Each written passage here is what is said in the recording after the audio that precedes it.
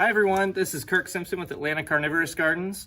I'm just doing an update video today on my seed sowing experiment. Gonna do some seed sowing today. So I'm out here in my garage.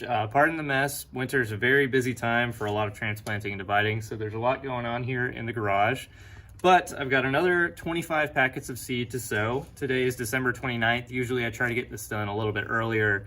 But with the holidays and everything going on and a newborn in the house, I'm got a little bit behind this year. So definitely excited to get these started, and we'll follow along with you. So the first part of my seed sowing is right here in the greenhouse. I've got my soil mix right here, which I'll show you. This is about 70% peat and 30% perlite. I've used sand in the past and that's worked great.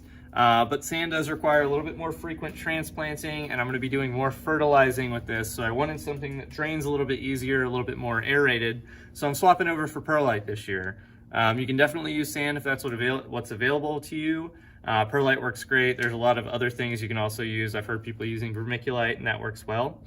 But what we're going to do here is we're going to take this nice, loose, kind of crumbly, slightly damp soil mix, and we're just going to pack it in here into my little standard 4-inch pots that I showed you during the stratification video. And you definitely don't want to pack it in very tight. So I'm just kind of loosely piling it in there, and then I'm scraping the surface. But I want to make sure this soil is nice and loose. That way the seeds, when they germinate, can get their roots down in there, can start to penetrate and start to grow really quickly.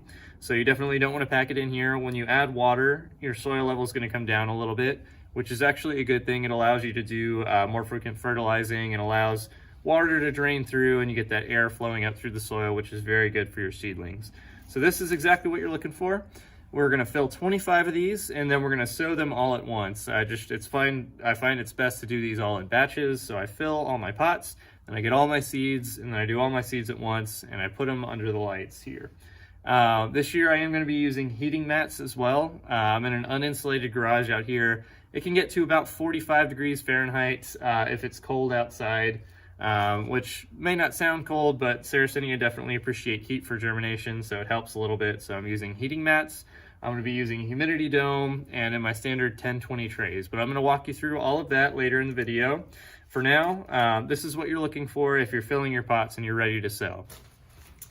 Okay, so now we're ready to get started. I'm going to give you a close-up as we go through this so you can see exactly what I'm doing, but I wanted to give you a quick overview of my setup just so you can see my process and how I like to do it. I've got all my pots laid out here ready to be sown. They've all been hit with some water, so they're nice and damp and ready for the seeds. I've got my seeds here. If you watched the stratification video earlier, you saw how I wrapped them in a paper towel and put them in a Ziploc in the fridge. These have been in the fridge for well over 6 weeks, so they're ready to go. I took them out of their Ziplocs last night and let them air dry overnight. So the paper towel is completely dry now. And I'm just going to walk you through my materials. So this is the label that goes with this cross right here. And so those stay together. This is just a folded up sheet of paper. If you have construction paper or cardstock, that's even better. This is just a regular sheet of paper. I fold it right down the middle. I'll put all my seeds in here, and this allows me to spread the seeds out in the pot so that they're not all right on top of each other, and you just want to spread them out as much as you possibly can. And then I've also got my seed log here, which will tell me exactly what I'm sowing. I can fill in the date that I put these out and just keep track of when they germinate, how they look, how many plants I get out of this cross, etc., etc. So just good to have all my materials in one place, and now we can get started. Okay, so here we are ready to get started. This is the label I showed you. It's JH146. So if I check my seed log over here, and I print it out, you can see this is a really nice Flava Atropurpurea crossed with a really red Leucophila, so it should be a really nice Morii cross. Try and get that in focus for you. And I have all my details there on the log, and now it's ready to sow. So the first thing I'm going to do is stick the label in the pot. Again, it's really important to always keep these as close together as you can. I definitely don't want any mislabeling. So now I've got my paper, and this is the paper towel. My seeds inside, so I'm gonna undo this, try and find where the seeds are. Be very careful not to spill any. And normally I'd be doing this on a table, it'd be a little bit more organized, but for filming I'm doing this right here. So just so you know, normally you want to have a good workspace set up, not be doing this right one on top of each other, but for filming purposes, I've done it this way so that you guys can see. So go ahead and shake all these out, and then I'll come back when they're all on the paper and you can see how I sow them. Okay, so here are all my seeds right here on my paper that I showed you. I'm going to use this just to sprinkle the seeds directly onto the pot right here, the one with the label. So I'm going to turn this to the side and try not to block your view. I'm going to do my best, keep everything in focus where you can see it, but it might get a little bit messy, so just try to keep an eye. Again, you're just trying to generally kind of spread these out. And they go right on top of the media here. Off the camera a little bit. And there's all there is to it. The last thing I will do is I'm going to spritz this with my water. To go grab that. But then I'll spritz it like this. That just lets the seeds know, make sure that they're very, very wet and sort of activated and ready to go. I see one over here. I'm going to pick it off and put it back into the soil, and it should be ready to go here. So when this whole tray is ready, I'll return and I'll show you with the humidity dome and it going under the lights with its heating mat and everything. But that's really all there is to it. This is all you got to do. And then in about 2 weeks, they'll start to germinate. In about 3 months, you'll have young pitcher plants. They'll be ready for their first transplants, and you can go from there.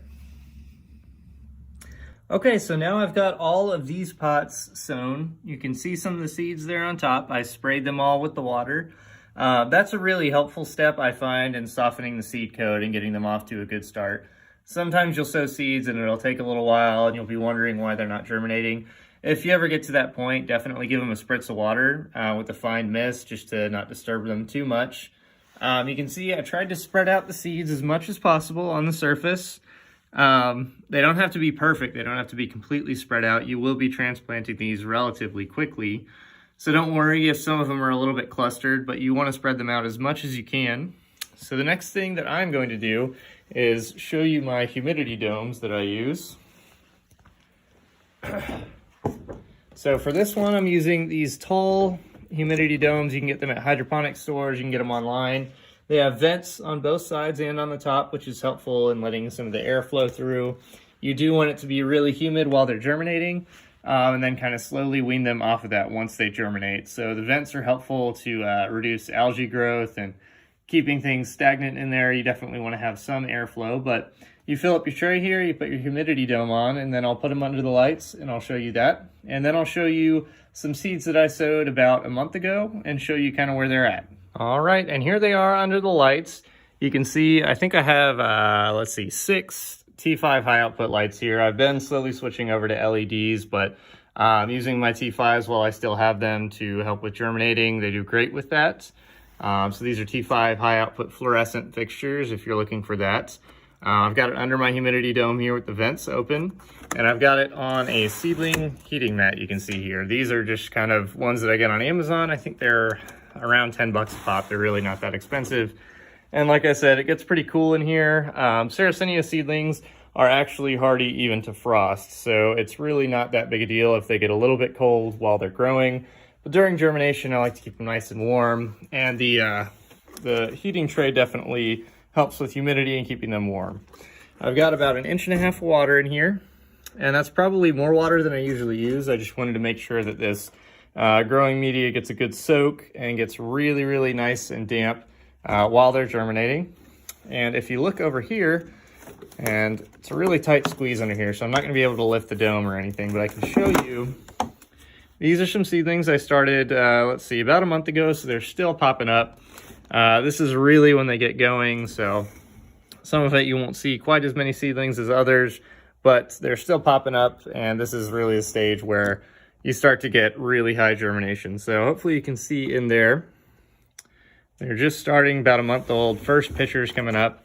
And that's what these will look like in a little bit. And I will definitely post a follow-up video to show you that once they start to germinate so you can see. And we'll follow these seedlings all the way through. I'll show you all the transplanting, all the fertilizing I'm doing, everything. These are seeds I started in 2019, so these are last year's crop. You can see what size they are now. definitely starting to get some beautiful colors, some big pictures. Some of these even need to go into their own individual pots, to be honest with you. But this is after their first transplanting, where you get about 4 to 5 plants in each pot, and then I'll separate them out and identify the ones that are really worth keeping. I will probably get rid of some that I'm not quite as keen on, but they all just look great, and I'm really excited to see how these turn out, and I hope that you will follow along with me. So thank you for watching. If you want to follow along, definitely subscribe, like, all that. You know how YouTube works. But yeah, I hope you enjoyed it. Let me know if you have any questions. I'm always happy to go into that and talk plants with you in the comments. Hope you have a great day. Thanks for watching.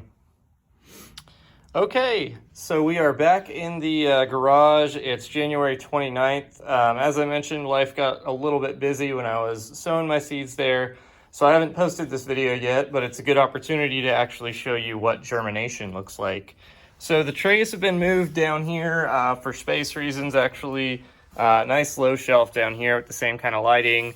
They actually have these shorter humidity domes on them, which is nice because in the other one I had some really tall pots that I had to use the tall ones for, which meant that the lights had to be further back. So using these shorter humidity domes allows me to get the lights a little bit closer. So it's January 29th. I sowed those seeds, I believe, on December 29th. And so now you can see what your first germination is going to look like. So they're going to open with these 2 non-carnivorous leaves. I believe those are referred to as cotyledons. Don't quote me on that. I'm not a Latin expert or anything. But you can see certain pots are coming up a little bit quicker, but they all are getting great germination now. Right around this month timeline is when I said things really start ramping up. So even some of the slower ones like this should start getting more and more seedlings as we go through. So there's one tray there. I've got quite a few trays of seedlings this year, but just to kind of show you, they're all kind of at about the same stage. And then to show you what they'll look like in another month, I've actually got some seedlings that I started a little bit earlier.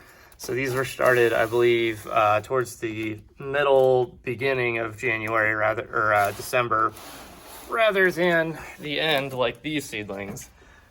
So these are from another grower, and so they were started a little bit quicker. And you can see they've got their first little baby pictures coming up. Still happy under the humidity domes, nice and warm in here, despite the cold weather we've been having. But this is what they should look like about 1.5 to 2 months in. And then from here, they'll just continue producing pictures. I'll make a follow-up video when I do their first transplants. That won't happen for a few months, but they'll go into these pots, about 3 or 4 to a pot. And then, like I showed you earlier, hopefully by this time next year, they'll look a little something like this. It's really, really exciting when they get to this stage and you can see the adult pictures and get excited about which plants are particularly nice that you might want to hold on to. So we'll keep you posted along the way. I'll try and be more regular about posting videos. Things are busy, but hopefully I can always try to make some time to keep you guys updated on these and have you follow along. Thanks again for watching, everybody.